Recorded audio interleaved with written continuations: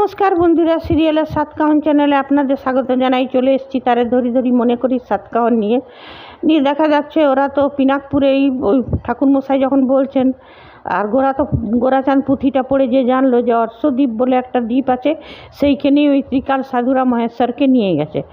তখন ওই ঠাকুরমশাই বলল যে হ্যাঁ, অর্শদ্বীপ একটা আছে, এখান থেকে 40 কিলোমিটার দূরে এক সমুদ্রের ঠিক মাঝখানে আছে দ্বীপটা।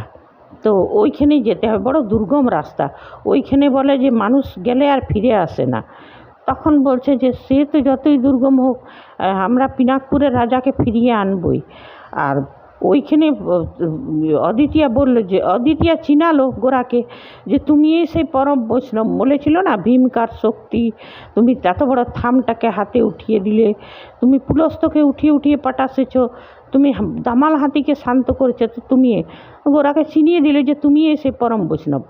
আর পিনাকপুরের যে প্রধান পুরোহিত ছিল সে ত্রিকাল সাধুদের বলেছিল যে একদিন পরম বৈষ্ণব তোমাদের কাছে এসে দাঁড়াবে, আর তখন তোমরা তার হাতে মহেশ্বরকে ফিরিয়ে দিতে বাধ্য। আমাদের পিনাকপুরের রাজা পিনাকপুরেই ফিরে আসবে। নিয়ে বলছে মা তোমরা তো যাবে, কিন্তু বড় দুর্গম পথ, তো সাবধানে।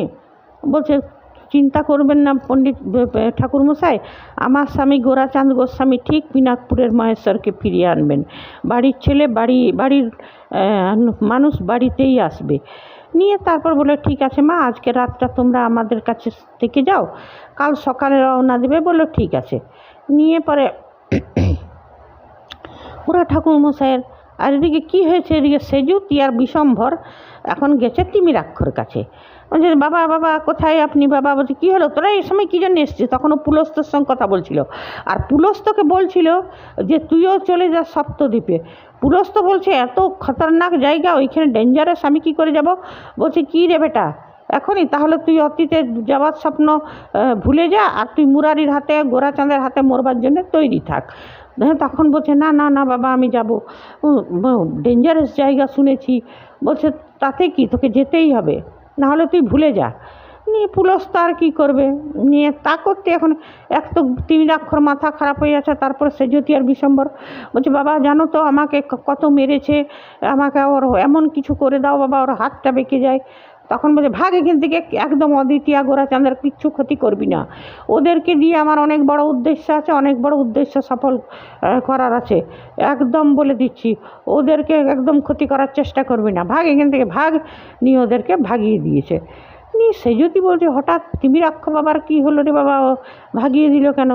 তারপরে ওরা আস্তে আস্তে দেখলো একটা ভৈরবী মা বিরাট বড় লম্বা ঝাঁটা নিয়ে বসে আছে, ভণ্ড ভৈরবী মা। বলছে মা মা বড় বিপদে পড়ে এসছি মা তোমার কাছে। বলছে কি বিপদে? বলছে এই যে এই মেয়েটার ফটো, এই মেয়েটা আমাকে অনেক মারপিট করেছে, মা এমন করো যেমন ওর হাতটা বেঁকে যায়। বলছে ঠিক আছে, সে আমি করে দেবো, একদম চিন্তা করিস না। ওই মেয়ে কোথায় পাওয়া যাবে? বলছে ও এখন পিনাকপুরে আছে, মা তোমাকেও পিনাকপুরে যেতে হবে। বলে ঠিক আছে। আর সে যদি খুব হম্বিতম্বি করছে বা বারে আচ্ছা করে দিবে, মানে পুরো দুজনে খুব খুশ যে অদ্বিতীয়াকে সায়স্তা করবে, এই জব্দ করবে এই দেবী ভৈরবী মা। নিয়ে তারপরে এদিকে দেখা যাচ্ছে যে রাতের বেলায় যখন ঘুমিয়েছে, চিন্তা করছে অদ্বিতীয়া যে এমনি যাব, আমরা তৃতীয় চাবিটা খুঁজে বার করব, তারপর অতীতে যাব, তারপরে আমি চিনাবো গোরাচাঁদকে যে তুমি এই মুরারি মোহন ছিলে, আমি এই ফুল দেবদাসী। হ্যাঁ, তো এই জন্মে আমি হয়েছি অদ্বিতীয়া। নিয়ে তখন আমাকে ও ভালোবাসবে, আগেকার ইয়ে করবে, নিজেকে চিনতে পারবে। আর এদিকে গোরাচাঁদ স্বপ্ন দেখছে যে রূপমঞ্জরীকে। বলছে রূপ তোমাকে সাপে কামড়েছিল না, তুমি মরে গেছিলে না? বলছে কোথায় সাপে কামড়ায়, আমি তো তোমার কাছেই আছি গোরাচাঁদ। বলছে দাঁড়াও রূপ, আমি আসছি অতীতে, যে ঠিক তোমাকে ফিরিয়ে আসবো, তারপরে তোমার কাছ থেকে আমাকে কেউ আলাদা করতে পারবে না, আমরা থাকবো। এইগুলো সব এখন কথাগুলো শুনে নিয়েছে অদ্বিতীয়া। নিয়ে অদ্বিতীয়ার তো মাথা খারাপ হয়ে গেছে শুনে নিয়ে সকালবেলায় ঘুম থেকে উঠেছে গোরাচাঁদ। বলছে অদ্বিতীয়া চলো তাড়াতাড়ি রেডি হও, আমাদেরকে যেতে হবে তো সপ্তদ্বীপে। বলছে আমি যাব না, আমি নবদ্বীপ ফিরে যাব। বলছে কেন, কী হয়েছে? বলছে না আমি যেতে চাই না, আমি বাড়িতে ফিরে যেতে চাই নবদ্বীপে। বলছে কেন? বলছে না আমি যাব না।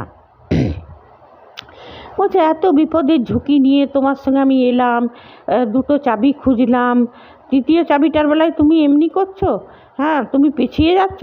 বলছে তুমি আমার জন্যে আসনি বিপদের ঝুঁকি নিয়ে জিজি, তুমি নিজের জন্যে এসছো।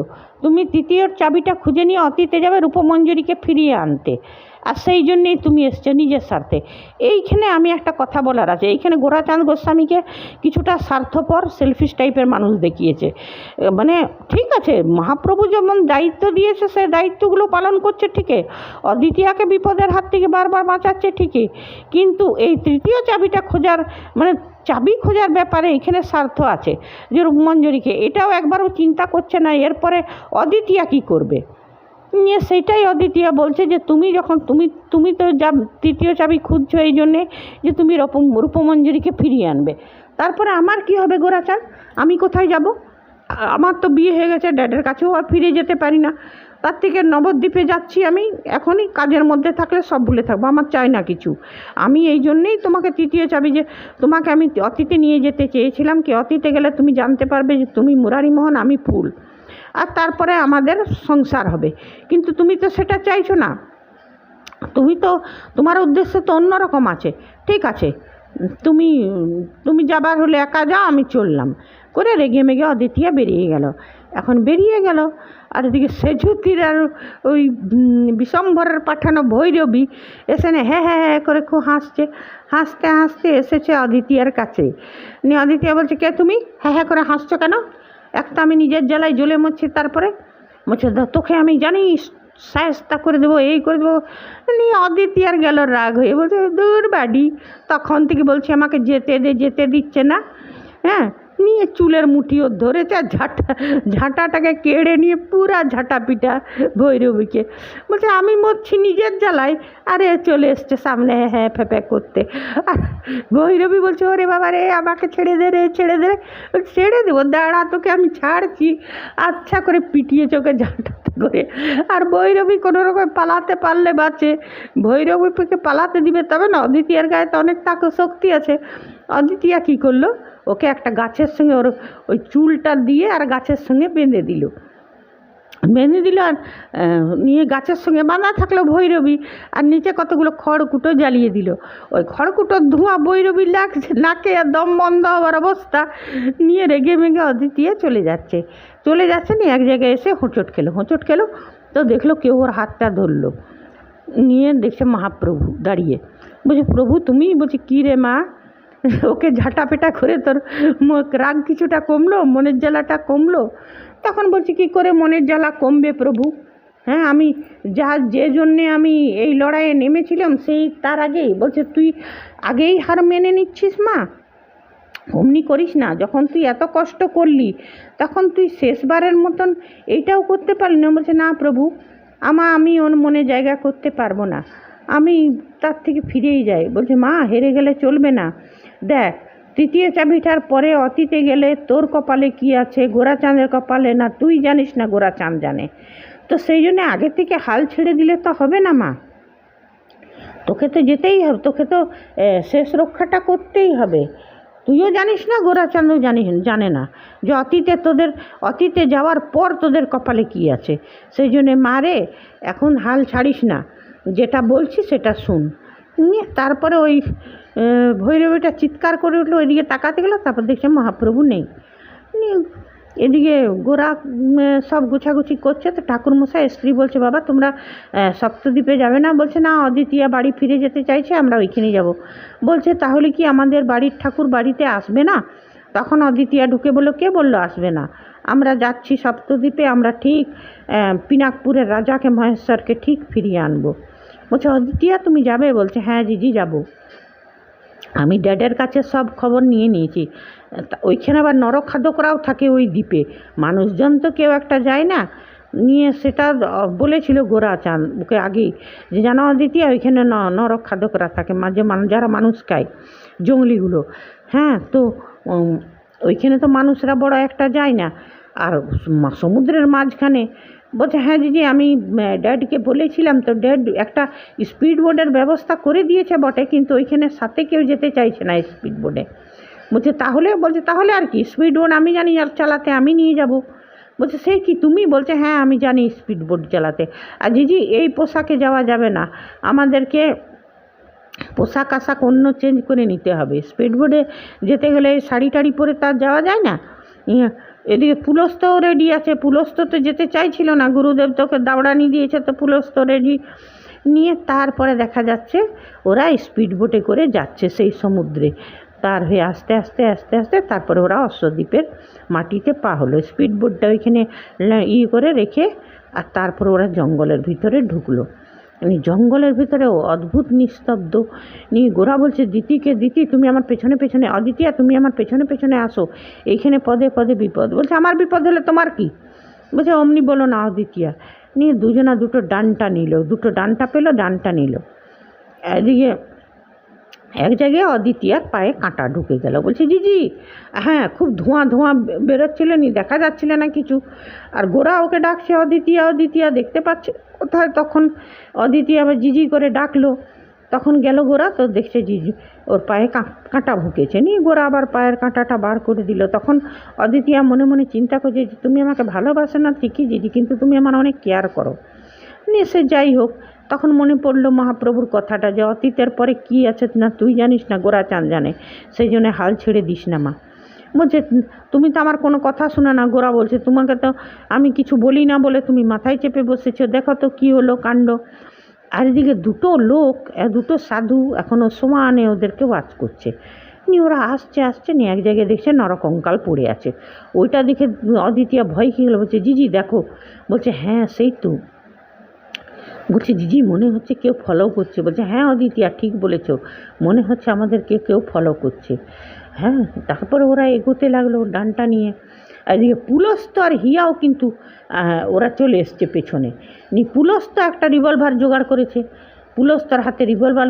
পুলস্ত বলছে আজ তো এই, বলছে পুলস্ত তুমি এইখানে কেন এলে? আমার ভয় লাগছে। গোরা দিদিকে ফলো করবার জন্য তুমি কেন এলে? এই দুর্গম জায়গাতে কি আসে কেউ? ভয়ানক জায়গা। আমার বলছে একদম ভয় করে না, আজকে না এই পিস্তলের হাত থেকে না গোরা দিদি বাঁচবে না, ওই নরখাদক সাধু বাধু কেউ যে আছে কেউ বাঁচবে না। এদিকে সাধুগুলো এখন চলে গেছে, দেখছে প্রধান যে সাধু সে মহেশ্বরে ওম নমঃ শিবায় করে জল ঢালছে। নিয়ে পরে তারপর বলছে ওরা বলছে যে এক মানুষরা এসেছে, বাইরের মানুষরা এসেছে মাটি অপবিত্র করতে গুরুদেব। তখন বলছে দাঁড়া আসুক। বলছে ওরা পিনাকপুরে আবার নিয়ে যেতে আসছে মহেশ্বরকে। বলছে বললেই হলো নাকি, যেতে দিব না। ওরা আবার এদেরকে আবার বলছে খাবে। বলছে খাবার আসছে, খাবার, হ্যাঁ হ্যাঁ করে হাসছে। নিয়ে তারপরে গোরা আর দিতি ওই মন্দিরটা দেখতে পেল। বলছে যে ওই দেখো জিজি মনে হচ্ছে ওইখানে মন্দির। হ্যাঁ চলো তো। তারপর ওম যত সামনে আসতে লাগলো ওম নমঃ শিবায়, ওম নমঃ শিবায় আওয়াজটা। তখন গোরা বলছে ত্রিকালদর্শী সাধু যারা আমাকে দেখা দেয় সব সময় দিতিকে রক্ষা করবে জন্য, ওদের মতন আওয়াজ মনে হচ্ছে। আর এদিকে ও কিন্তু জানে যে ওরা আসছে এইখানে, ওই সাধুগুলো ওরা সব লুকিয়ে গেছে। আর ওই যে প্রধান সাধু সে এখন বসে বসে ওম নমঃ শিবায় করছে। নিয়ে অদিতি আর গোরাতে এলো সামনে।